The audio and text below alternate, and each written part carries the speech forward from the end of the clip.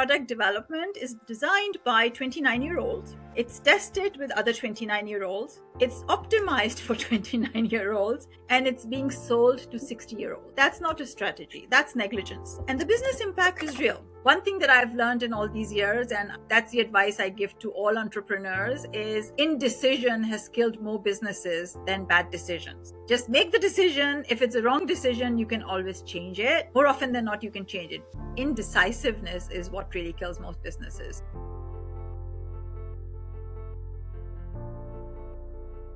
Welcome back to the Rabasha Family Podcast. Now, I have a very, very special guest in the building again. I have Ulya Ahmed Khan, PE operating partner. She's worked healthcare executive, value creation, revenue acceleration, and turnarounds, CEO of SilverSurfers.ai.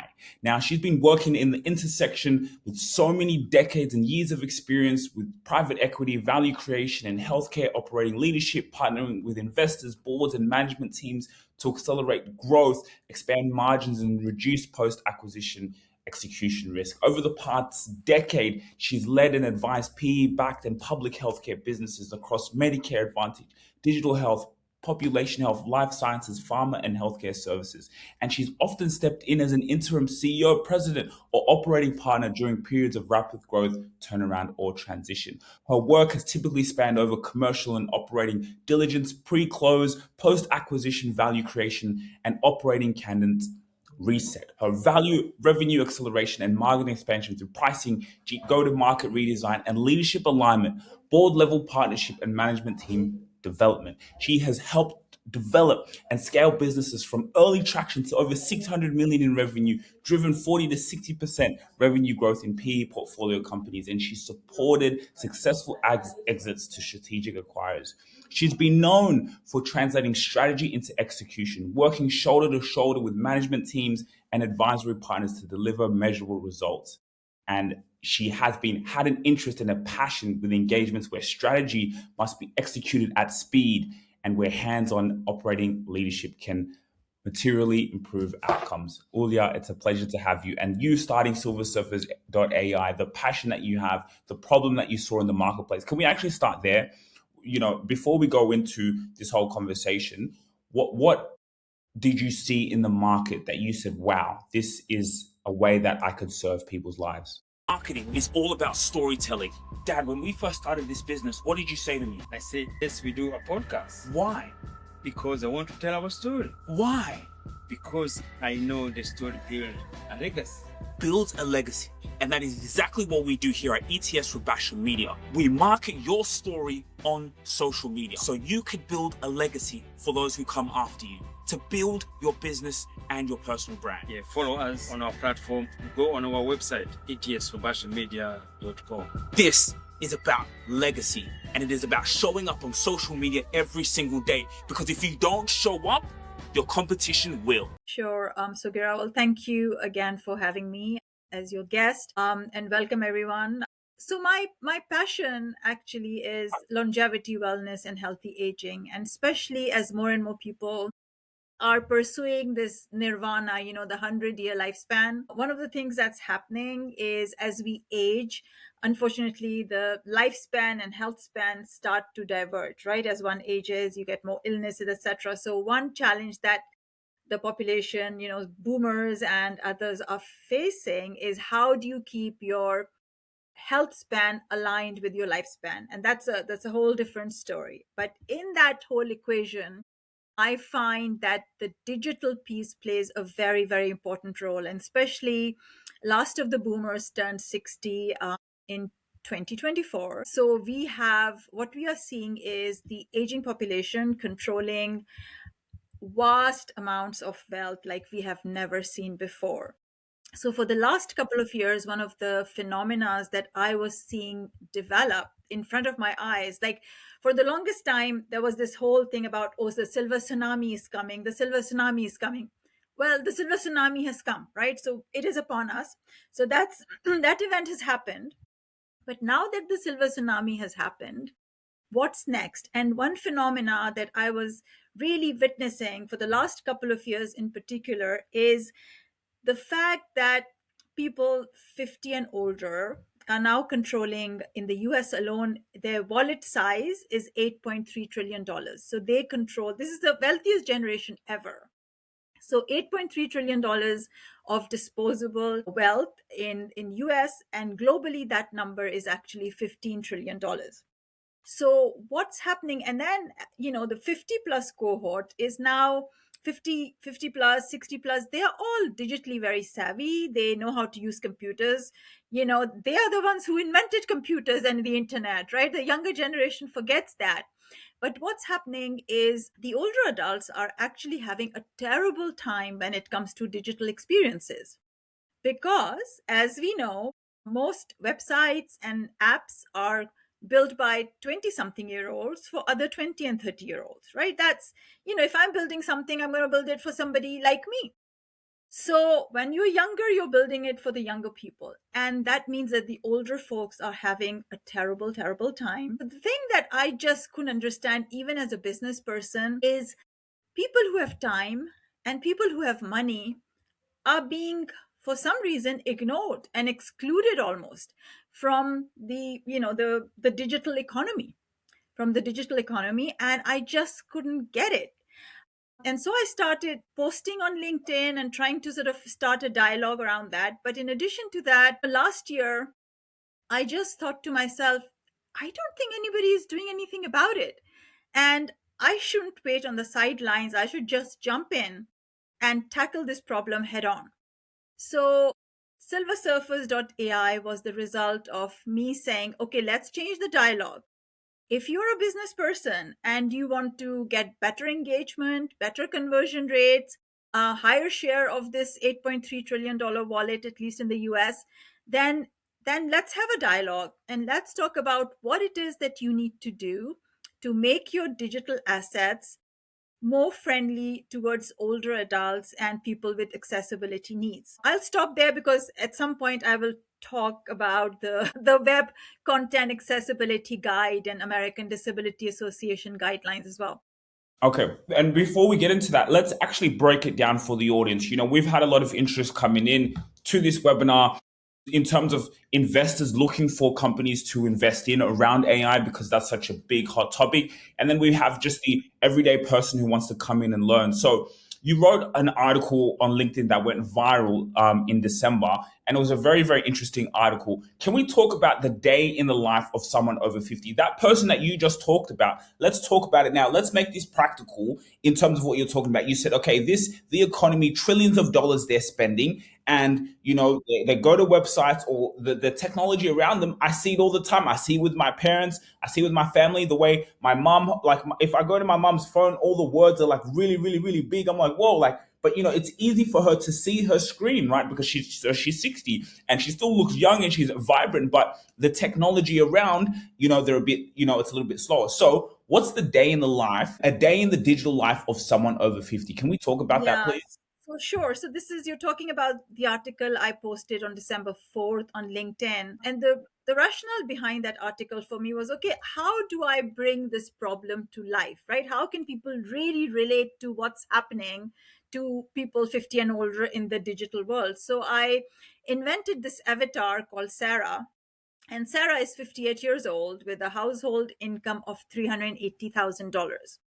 Now, in that article, as I go through Sarah's day, you will see that she tries so hard to spend money with businesses and fails every time on the digital, something goes wrong. So at 7 a.m., Sarah tries to check her banking app and then finds out that there was some security update which changed the interface of her app overnight. Now Sarah cannot find the accounts button in the new layout and she gives up trying to log in through her app, and she thinks, okay, I'll just have to call the bank later because I can't deal with this new interface. Then a couple of hours later, around 9:30 a.m., Sarah attempts to refill her prescription online, and suddenly she gets this CAPTCHA which uses fuzzy text that she can't read. So she fails the CAPTCHA 3 times and gets locked out, ends up driving to the pharmacy instead. Right? So now these are 2 failed attempts of trying to do things online. Then again, Sarah is, she's adamant she's going to succeed at some point. So at 11 a.m., Sarah wants to buy new furniture and she goes to her favorite website, but this website has automatic scrolling carousel. By the time she finds her reading glasses, it's moved to a different product.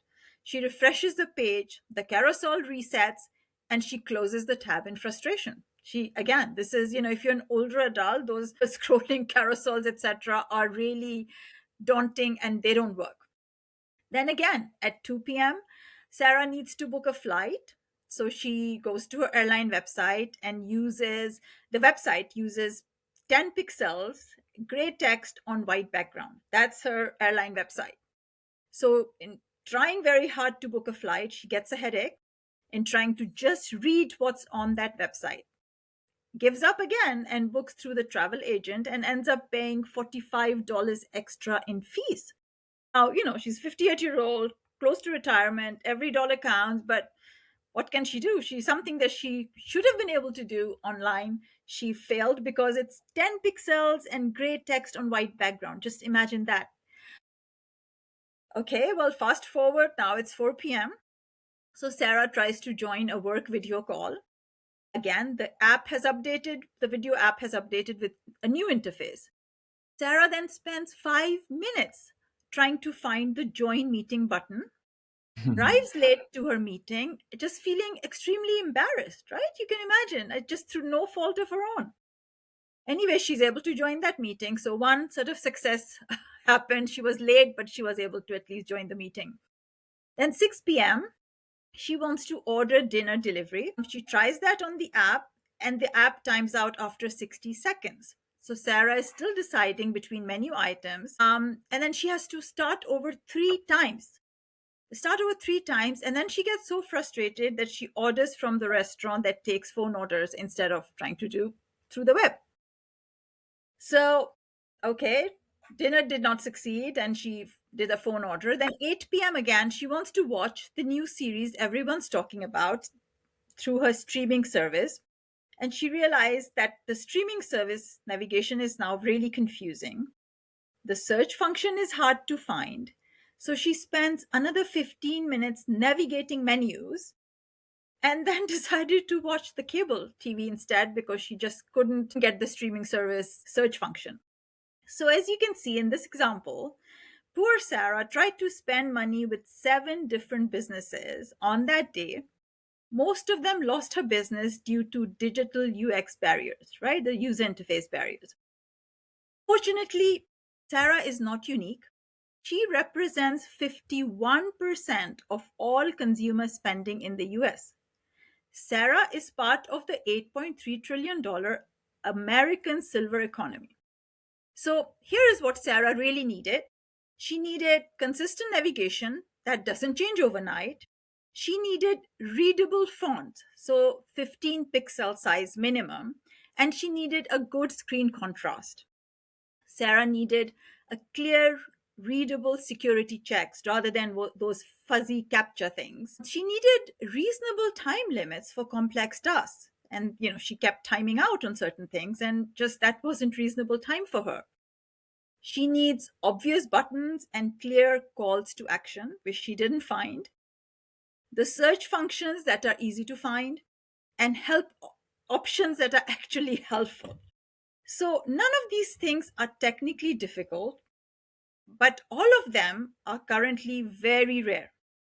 So the businesses that lost Sarah's money have something in common. They optimized for speed over clarity.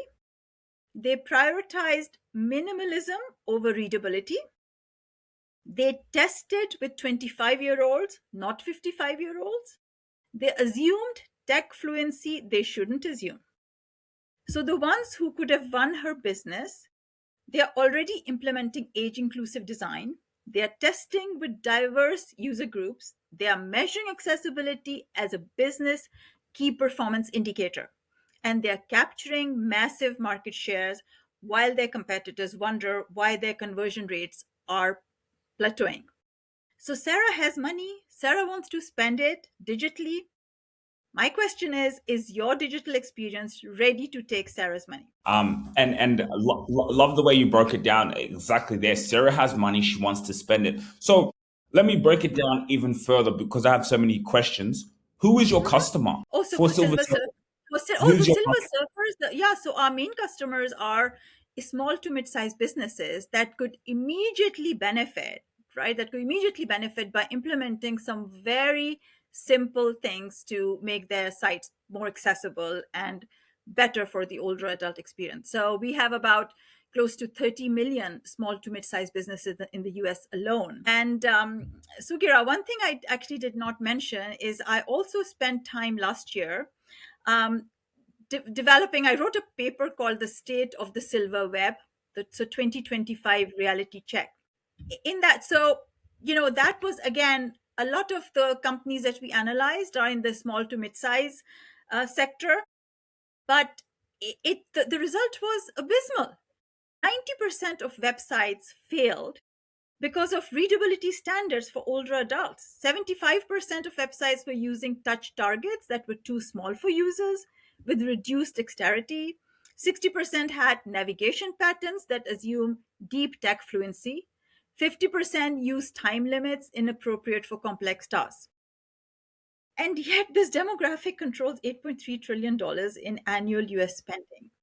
So I analyzed about 400 different companies and published a paper called The State of the Silver Web 2025. And the reality is just very depressing. I can, talk more about it, but that's, these are the kind of things that the small to mid-sized businesses can implement. Most of our recommendations can be implemented very quickly, and the return on investment is just, out of, like, they can't even imagine. The 300 to 1 kind of ROIs is what businesses see just by implementing some of these small suggestions that are proven and that come out of the audit reports that we give to business owners.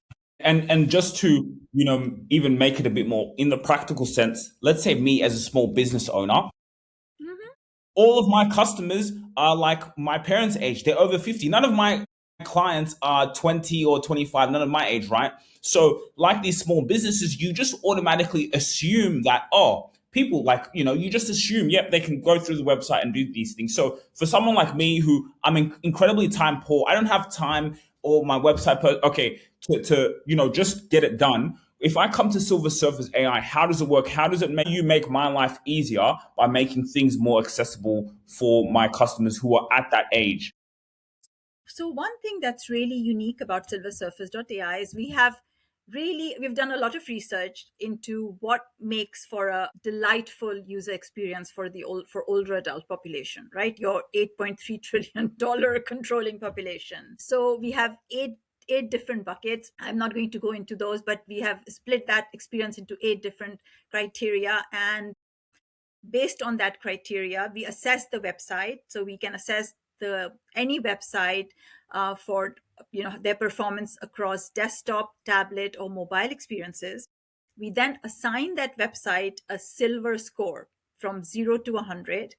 Anything less than 70 is a fail, 70 to 80 is pass, and 80 and above is actually good. But more importantly, what Silver Surfer's audit does is it actually produces business friendly reports. So none of the other companies out there that are trying to do UCAG and ADA compliance, all their reporting is targeted at the technical folks at the IT department. So we wanted to put power in the business owner's hands, so they understand exactly what are the kind of things that are preventing older adults from spending money on their sites and converting and becoming loyal customers. So you alluded to this thing earlier, that what's broken right now is that the product development process is completely broken because it's designed by, and again, we have research data to show that on average, product development is designed by 29-year-olds. It's tested with other 29-year-olds. It's optimized for 29-year-olds, and it's being sold to 60-year-olds. That's not a strategy. That's negligence. And the business impact is real.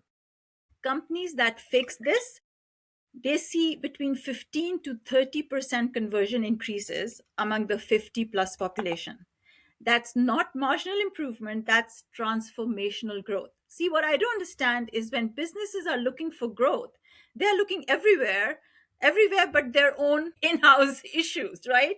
They don't realize that their user interface is actually preventing their growth, especially in a segment that, whose share of the wallet they cannot afford to ignore.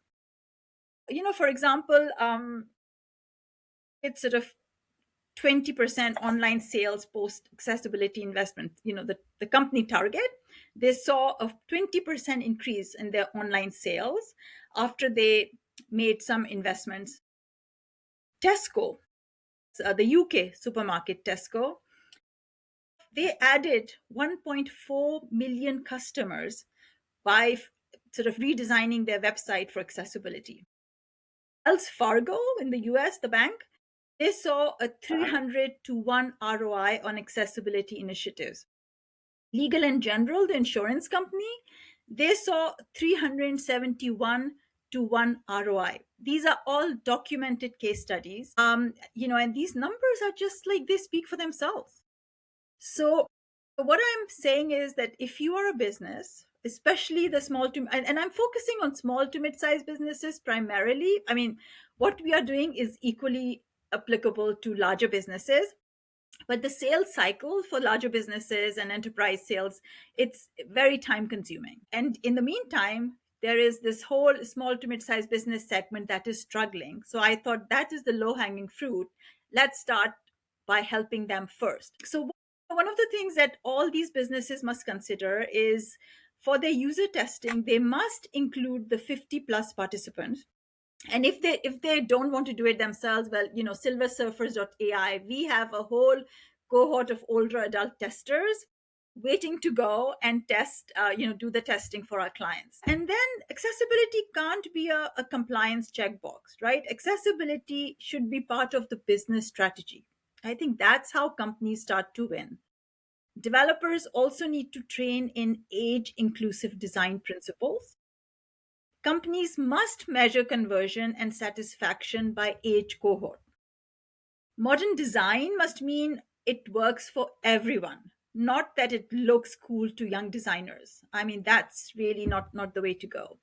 So the opportunity, for me, I feel we are at an inflection point. Baby boomers, as I mentioned earlier, are fully digital. Gen X is entering peak wealth. So the silver economy is the largest underserved market in the digital age. How bizarre is that? The companies that get this right now will own the market for the next decade. I kid you not. You get it right now, you will own the market for not tomorrow, but for the next decade. The companies that don't will watch their competitors capture the $8.3 trillion they should have earned. So the silver web doesn't have to be broken. We are choosing to keep it broken by designing for ourselves instead of our customers. So it's time to build digital experiences for the people with the money to spend on them. The silver economy is waiting. Is your website ready to serve it? And I think one of the key things you said there was accessibility, making accessibility. Look at all those big companies who made things more accessible because they understand. Tesco, we're talking about big companies there. So, if they're doing it, then that's where you can see it now. Look how much the market share there is for this. And so what's the business model? So the business model is that you subscribe to our service, the Silver Surfers. And we have different subscription packages. So you can subscribe to one of those packages. We will do your audit of your website. We will give you a full report on how your website is performing, what's missing, what needs to be fixed. And we do it at silversurfers.ai. We do it in 2 layers because ultimately we are a compliance business. We want to make sure that small to mid-sized businesses are also not ignoring the Web Content Accessibility Guide and the American Disability Association requirements, because those are the things that, if not implemented, will land you with lawsuits. In fact, in the last year alone, there's been a 20% increase in lawsuits around accessibility issues with websites. So with silversurfers.ai, what we are doing is we are making compliance a little sexy by saying to businesses, hey, let's do your compliance in 2 layers.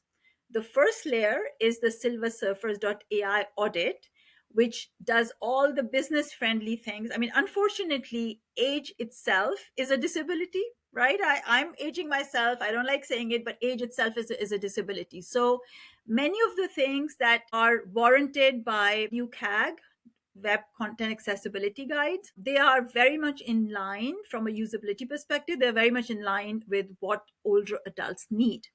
So what we try and do is we do the first pass for the business is let's fix your website and your digital experiences for the demographic that has time and money, and let's get you a share of their wallet. So that's the first piece, and those are the reports that as a business owner you get and you understand. Then the second piece is basically around the back end and everything else that needs to be compliant, that may not necessarily be visible, but needs to be compliant for you to say that you are WCAG 2.1, 2.2 AA compliant. So we ultimately can be your compliant partner. I also understand that small to mid-sized businesses, sometimes they don't have the resources. Well, we have custom packages to offer as well. We have people who can actually do the work for the small to mid-sized businesses at a very reasonable cost, because we want them to succeed. Their success is our success. And ultimately, I really want businesses to wake up to the fact that they're leaving so much money on the table. I don't get it. So that's what Silver Surface AI is trying to do, is raise the awareness, help businesses fix the broken digital experiences for older adults, and becoming WCAG 2.1, 2.2 compliant. Does that make sense? It makes a lot of sense. So let me ask you, what do you think what's the biggest threat to Silver Surface AI? The biggest threat to silversurface.ai, I would say, is not being able to educate the market enough, and because at the moment, I would say our only competitors are sort of indirect competitors, all trying to sell compliance, WCAG compliance, which again, some companies are taking that seriously, but some of those competitors they are using overlays and they are using other things that really are not the right things for the best user experience. So I think if we are not able to educate the market in time, because by April 26, 2027, all businesses have to be WCAG and ADA compliant, especially if they are going to do business with federal, local, state government. They have to be compliant. So that's one reason, because time is of essence. So we are running against the clock, and there is a big education component in what we are doing. Secondly, people understand silversurfers.ai, what we are trying to do, and they don't always connect it to compliance. So making sure that companies understand that what we are offering is a full compliance solution to them from a WCAG ADA perspective, but we have just made it more business friendly, and we are doing it in a way that let's just get the low hanging fruit first and then everything else. So again, we can have copycats. At the moment, there's nobody in the marketplace who is pitching it the way we are pitching it, going after the $8.3 trillion US economy. That's really our secret sauce right now, because both my co-founder and I have deep expertise in longevity, wellness, and healthy aging. We have worked with older adults for a long time and what makes them tick. And we have spent a lot of time, effort, and money in research and trying to really understand the older adult psyche, what makes them tick, what makes for a great user experience for them. In fact, we've just hired a PhD student to continue to develop a thought leadership in terms of user experience for older adults. She's doing some other research for us in that arena. We have done so many surveys. We continue to survey older adults and what's important for them. We know exactly how much time they're spending online, what they use, how many hours. I mean, we really have some unique perspective and understanding of this 50 plus market. I don't believe anybody else out there has it. Can they develop it? Given enough time, sure they do. And you said that deadline is 2027, did you say? Yes. So any company which is 50,000 or more people, they have to be done by this April, but that's not the market that we are targeting, to be honest. So any anybody with less than 50,000 employees should really be compliant by April 26, 2027. The guideline, however, says you have to be compliant to be able to do business with federal or state or local governments. But, it's in everybody's interest to become compliant by that date, because what we are going to see is we are going to see a lot more litigation and lawsuits coming about. As I said, between 2024 and 2025, there was a 20% uptick in lawsuits and litigation around the ADA compliance piece on digital experiences. And companies ended up paying, settling. Companies ended up settling with the plaintiffs and then spending hundreds of thousands of dollars on fixing the problem. So, and those kind of litigations also hurt companies' brand name. So why go there? Why not preemptively do the work? I grew up on the sort of proverb that a stitch in time saves nine. So let's do that stitch in time. Let's get you compliant. Let's get you, a bigger share of the wallet and more conversions of the 50 plus population. Let's start the work now and be ready for whatever comes your way, and make the chiching happen. There we go. That's quite powerful. And you could see, really, I'm just thinking more in terms of like on the investor side, like how it just makes more sense. I think even around the compliance and even lawsuits to protect yourself from lawsuits, it's like a must have. So if this is a must have, then you can also imagine the lifetime value of a customer and how long you'll keep a customer, because it's a must have and it's like you're solving a problem. So it's, you just own a huge market share. And then, for us, we also have we have developed like the good housekeeping seal of approval kind of thing. And what we have is called Silver Surface Seal of Approval. So any website that passes, that goes above 80%, we award them the Silver Surface Seal of Approval, which comes with its own terms and conditions. By the way, you can display it on your website, but every time you change the website, you have to go through the testing again and auditing again to make sure that the experience is maintained. So that's the requirement. So this is an ongoing relationship and a long relationship with the clients, because the website, the apps, nothing is going to be static. They will keep changing, and every time they change, they will need somebody, an external party that's a compliance partner, that can say, yep, we've tested it and they're all good. The other thing in avoiding lawsuits or winning lawsuits and litigations is documentation is important. So if you show intent, that you had the intent, that you did what you could to make the improvements, and if something went amiss, as long as it's documented, you will be seen in a much better light by the courts. Yeah, perfect. Well, Ulya, like we said, we're going to be doing this regularly to be able to come and educate people. And I think what you just said earlier was like, okay, Silver Surfers, maybe our biggest threat is not educating enough. And I think that's why this has been great because people just need to know, right? The more people know, and, LinkedIn is such a powerful platform for us where we receive most of our traction. And again, like I said, a lot of investors out here looking, okay, what are powerful businesses that we can get into? This is a no-brainer. Even on the customer side, on the small business side, this is valuable. So from both sides of the spectrum, whether you're a small business owner or you're an investor looking for, that next opportunity, or a strategic investor who could be using it and also investing at the same time, on all boards of those circles, this is quite valuable education for them to see, wow, this is powerful. And not only do we need to do this, but hey, we need to get our hands onto this. This is amazing. And they look at the leader too. They look at the person who is leading the mission and the vision. You can have a powerful business and do all silversurface.ai, but if the CEO, if the leader, doesn't have that conviction and that passion and have the ability to lead and to be able to make those decisions, then it counts for nothing. So, you're really the people that they look at to say, okay, wow, if I'm an investor, I look at the CEO, the person I'm talking to now. So, yeah.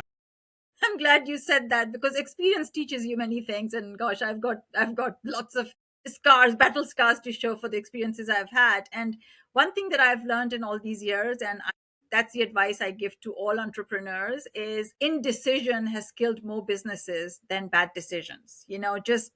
Just make the decision. If it's a wrong decision, you can always change it. More often than not, you can change it. indecisiveness is what really kills most businesses. So that's my mantra. If we are very decisive in our business, we know what we are going after, and we are actually raising about $5 to $7 million round to expand the sales team and educate the market and continue to incorporate the latest AI tools within our silversurface.ai product and platform. So it's a platform business, highly scalable. As you can imagine, it's just it's all platform and subscription based. Yeah, that's what I'm thinking. 5 to 7 million, but think about you. That's nothing. That is 5 to 7 million is nothing compared to what you guys will make in terms of think about how much market share a subscription model. Now it's totally scalable, and it'll go from small. I can see small, medium businesses, then going all the way up to the Fortune 500. It's natural. I can. That's how I can see it. So yeah, 5 to 7 million. Let's go. Yeah, I mean, and to be honest, I really think this is the only money we'll need to raise. I may regret to eat my words, but I really don't, when we do the numbers, I really don't think we will need to raise any more money after this round.